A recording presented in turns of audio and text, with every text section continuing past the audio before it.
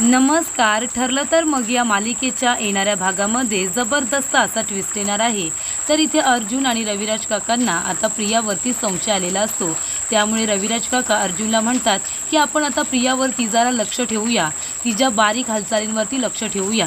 तेव्हा इथे आता प्रियाने नागराज, महिपत आणि साक्षी यांना वचन दिलेलं असतं की काही झालं तरीसुद्धा मी सायलीचा काटा काढणार.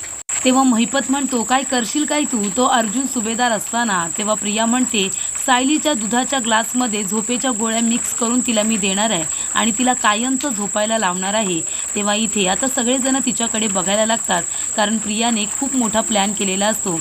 पण हा प्लॅन आता रविराज काका ओळखतात आणि तिचा प्लॅन फ्लॉप होतो. तर इथे प्रिया जेव्हा दुधाच्या ग्लासमध्ये झोपेच्या गोळ्या मिक्स करत असते तेव्हा रविराज काका तिला रंगेहात पकडतात आणि तिचा प्लॅन फ्लॉप करून टाकतात. त्याचबरोबर अर्जुनने प्रियावरती नजर ठेवलेली असते. जेव्हा प्रिया महिपत, नागराज आणि साक्षी यांना भेटायला जाते त्यांच्याबरोबर मीटिंग करायला, तेव्हा इथे अर्जुनने त्या लोकांना एकत्र बघितलेलं असतं. तेव्हा इथे अर्जुनच्या लक्षात आलेलं असतं की इथे प्रियासुद्धा त्यांना सामील आहे आणि या सगळ्याच्या मागे महिपत आणि नागराज त्याचबरोबर साक्षीचा सुद्धा खूप मोठा हात आहे. तर या चौघांची आता एक जबरदस्त टीम आहे हे अर्जुनच्या लक्षात येतं आणि तेव्हा तो रविराज काकांना आता जाऊन सगळं काही सांगतो. तर इथे अचानक असं काय घडतं की अर्जुन आणि रविराज काका प्रियावरती लक्ष ठेवून राहतात आणि प्रिया सायलीला मारण्याचा प्लॅन का करते ते आपण सविस्तरपणे आजच्या भागामध्ये बघूया. तर इथे प्रिया आता तिचे प्लॅन फ्लॉप झालेले असतात, महिपत आणि नागराजचे प्लॅन फ्लॉप झालेले असतात. त्यामुळे चौघेही आता एकत्र बसतात.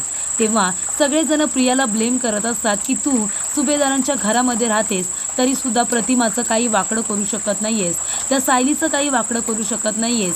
एक दिवशी ती प्रतिमा ओळखेल की सायलीच तिची खरी मुलगी आहे आणि तुझी त्या घरातून हक्कलपट्टी होईल आणि त्याचबरोबर सगळेजण तुला मिळून जेलमध्ये टाकतील एक खोटारडी मुलगी म्हणून आणि तुझ्याबरोबर आम्हाला सुद्धा. तेव्हा प्रिया म्हणत असते की मी काही नाही केलं, पण तुम्ही तर प्लॅन करताना तुम्हाला तर माणसांना मारायची सवयच आहे, सतत सुपाऱ्या घेत असता तुम्ही. मग तुम्ही त्या प्रतिमाला का सोडलत, तुमच्या माणसांनी का नाही मारलं त्या प्रतिमाला. तेव्हा मला काही बोलू नका, मला बोलण्याच्या आधी स्वतः काय करताय ना त्याचा विचार करा. तेव्हा इथे साक्षी म्हणते, तू जास्त बोलू नकोस गं, आता तू काय करणार आहेस ना त्याच्याकडे लक्ष दे. तेव्हा महिपत, नागराज म्हणतात, का काय करणार काय आहेस तू. तेव्हा प्रिया म्हणते, आता त्या सायलीचा काटा करणार आहे, ती सायली खूप बोलत होती ना मला, तेव्हा आता तिलाच मी डायरेक्टली संपवणार आहे. तेव्हा इथे नागराज म्हणतो, का काय झालं.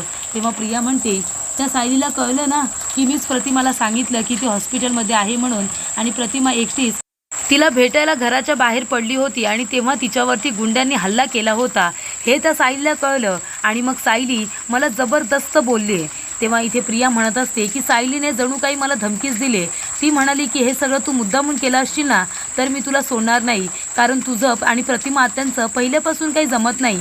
स्वतःला प्रतिमा आत्यांची मुलगी म्हणवतेस ना, मग मी किती वेळा तरी तुला त्यांना फक्त त्रास देताना बघितलंय. एक मुलगी म्हणून त्यांच्याशी कधी प्रेमाने बोलताना तुला मी अजूनपर्यंत तरी बघितलेलं नाही आहे. तेव्हा इथे सायली म्हणते की प्रिया, याच्या पुढे जर प्रतिमा आत्यांना त्रास होईल असं जर तू वागलीस ना तर मी तुला कधीच माफ करणार नाही. म्हणजे एकीकडे तू मला मारण्याचा प्रयत्न केलास आणि दुसरीकडे तू प्रतिमा आत्यांना सुद्धा मारण्याचाच प्रयत्न केलास.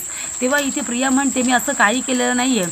तेव्हा सायली म्हणते, मला माहिती आहे गं, हे सगळं तू मुद्दामून करतेस, जळतेस ना तू, कारण प्रतिमा त्या सतत मला जवळ करत असतात, तुला नाही. तू स्वतःला त्यांची मुलगी म्हणवतेस, पण आतापर्यंत तुझ्या आईसाठी तू केलेस तरी काय गं. सतत आपली माझी आई आणि डोळ्यामध्ये हे असं अश्रू काढतेस. सगळ्यांना असं वाटतं की बापरे किती प्रेम आहे तुझं तुझ्या आईवरती, पण तू प्रतिमा आत्यांना किती त्रास देण्याचा प्रयत्न केला आहेस ना हे मी माझ्या डोळ्यांनी बघितलं आहे. मला माहिती आहे याच्या मागे सुद्धा तुझा काहीतरी वाईट हेतूच असणार आहे, म्हणून मी हॉस्पिटलमध्ये आहे. ही गोष्ट सगळ्यांनी आत्यांपासून लपवली होती, पण तू मात्र जाऊन प्रतिमा आत्यांना ही गोष्ट सांगितलीस, कारण तुला माहिती आहे माझ्यामधलं आणि आत्यांमधलं जे नातं आहे ते किती घट्ट आहे आणि म्हणूनच मला बघण्यासाठी त्या धावत पळत हॉस्पिटलला येतील आणि तेव्हाच त्यांच्यावरती तो गुंड्यांनी हल्ला केला. कशावरून या सगळ्यामध्ये तुझा हात नाही आहे. तेव्हा इथे सायलीला आता प्रियावरती संशय आलेला असतो. प्रिया म्हणते, वाटेल तसे आरोप माझ्यावरती करू नकोस. सायली म्हणते, आरोप करत नाही आहे, मला माहिती आहे हे सगळं तू मुद्दामून केलेस. अस्मिताताईंनी सुद्धा हे सगळं तुला सांगितलं होतं ना, मी तुमच्या दोघींचं बोलणं ऐकलंय. अस्मिताताईंनी तुला सांगितलं होतं की पूर्णाजी आणि रविराज काकांनी प्रतिमा आत्यांपासून हे सगळं लपवायला सांगितलंय, पण तू मुद्दामून सांगितलंस. त्याच्यामुळे आता यापुढे जर प्रतिमा आत्यांना जरा जरी त्रास झाला ना तरी सुद्धा मी तुला सोडणार नाही. सुभेदार कुटुंबाला आणि रविराज काकांना सुद्धा सांगेन की तूच माझा अपघात केला होतास आणि प्रतिमा आत्यांना सुद्धा तूच त्या गुंड्यांच्या तावडीत दिलं होतंस, कळलं ना तुला? तेव्हा इथे प्रिया आता खूपच जास्त घाबरते. त्यानंतर इथे आता अर्जुन आणि रविराज काकांनी एक प्लॅन तयार केलेला असतो की आपण प्रियावरती लक्ष ठेवून राहायचं. फक्त ती कुठे जाते, कुठल्या लोकांना भेटते हे आपल्याला बघायचं आहे. तेव्हा इथे तिच्या बारीक सारीक गोष्टींवरती आता अर्जुन आणि रविराज काका लक्ष ठेवून असतात, पण त्याबद्दल प्रियाला काहीसुद्धा माहिती नसतं. तेव्हा इथे नागराजचा आता फोन येतो. तेव्हा इथे प्रियाला महिपतच्या घरी बोलावलेलं असतं. तेव्हा इथे आता रविराज काका अर्जुनला म्हणतात की तू जरा प्रिया घराच्या बाहेर पडली की तिच्या पाठीमागे जा, ती कुठे जाते ना हे आपल्याला कळलं पाहिजे. तेव्हा इथे प्रिया म्हणते की बाबा मी माझ्या मैत्रिणीला भेटायला जाते हां. तेव्हा इथे रविराज काका म्हणतात की जा आणि लवकर घरी ये. तेव्हा इथे प्रिया आता महिपतच्या घरी जाते. तेव्हा अर्जुनने तिचा पाठलाग केलेला असतो. तेव्हा अर्जुनच्या लक्षात येतं की प्रिया ही महिपतच्या घरी साक्षी नागराज यांना भेटायला गेलेली आहे.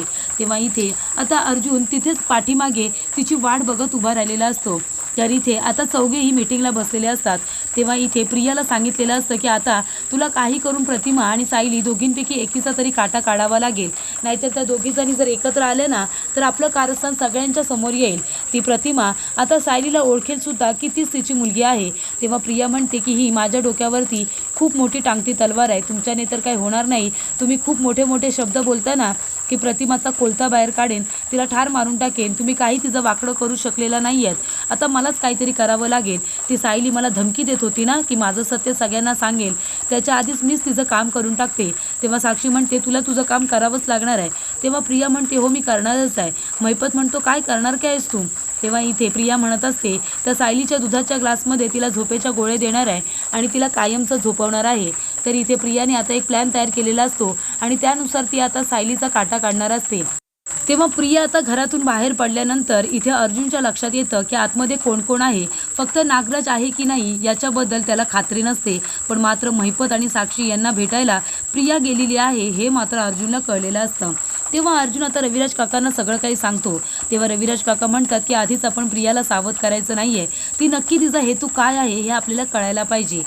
तर इथे अर्जुन विमलला म्हणतो की सायलीसाठी दुधाचा ग्लास घेऊन तिच्या रूममध्ये जा, तिला गोळ्यासुद्धा घ्यायच्या आहेत नंतर.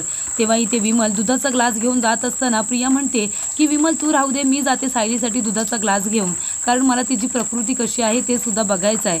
तेव्हा विमल म्हणते की मी जाते ना. तेव्हा प्रिया म्हणते राहू दे ग मी जाते. आणि त्याच्यानंतरला त्या दुधाच्या ग्लासमध्ये ती आता झोपेच्या गोळ्या मिक्स करत असते आणि तेव्हाच रविराज काका तिला बघतात. तेव्हा इथे प्रिया खूप घाबरते. रविराज काका म्हणतात की प्रिया हे दूध तू कुणासाठी घेऊन जातेस? तेव्हा प्रिया म्हणते की बाबा सायलीसाठी. तेव्हा रविराज काका म्हणतात ठीक आहे, तू जरा माझ्याकडे हा दुधाचा ग्लास दे, मी सायलीला घेऊन जातो, कारण मला जरा तिच्याशी महत्त्वाचं बोलायचं आहे. तेव्हा इथे प्रिया आता घाबरते. ती म्हणते कशाला बाबा, मी घेऊन जाते ना. तेव्हा रविराज काका म्हणतात नाही तू जा, तुझ्या रूममध्ये जा आणि तू आराम कर. तेव्हा इथे आता रविराज काका ते सगळं दूध आता बेसिंगमध्ये टाकून देतात, कारण त्यांना कळलेलं असतं त्याच्यामध्ये झोपेच्या गोळ्या आहेत. तर अशा रीतीने आता रविराज काकांनी आपल्या सायलीचा जीव वाचवलेला असतो आणि प्रियावरती आता त्यांचं बारीक लक्ष असतं. तेव्हा इथे आता दुसरा दुधाचा ग्लास घेऊन ते आता सायलीच्या रूममध्ये जातात आणि सायलीला सांगतात की याच्या पुढे तुला सुद्धा तुझी काळजी घ्यायची आहे. प्रिया तुला जे काही आणून देईल त्याच्यावरती प्लीज जरा विश्वास ठेवू नकोस. तेव्हा इथे सायली म्हणते का सर असं का बोलताय तुम्ही? तेव्हा इथे रविराज काका म्हणतात नाही ग, काळजीपोटीच बोलतोय, पण ते सविस्तरपणे सायलीला आधी काहीच सांगत नाही. त्यानंतर आता अर्जुन रविराज काकांना सांगतो की प्रिया महिपत आणि साक्षी यांना भेटायला जात असते. तेव्हा रविराज काका म्हणतात की प्रियाला आता आपण रंगेहात पकडायचा आहे, तिचा हेतू काय आहे ते आपल्या लक्षात यायला हवं. तोपर्यंत आपण दोघंजण तिच्यावरती बारीक लक्ष ठेवूया आणि एकदा का तिचं कारस्थान आपल्या समोर आलं की मग तिला आपण जेलची हवा खायला पाठवूया, असं रविराज काका आता अर्जुनला म्हणत असतात.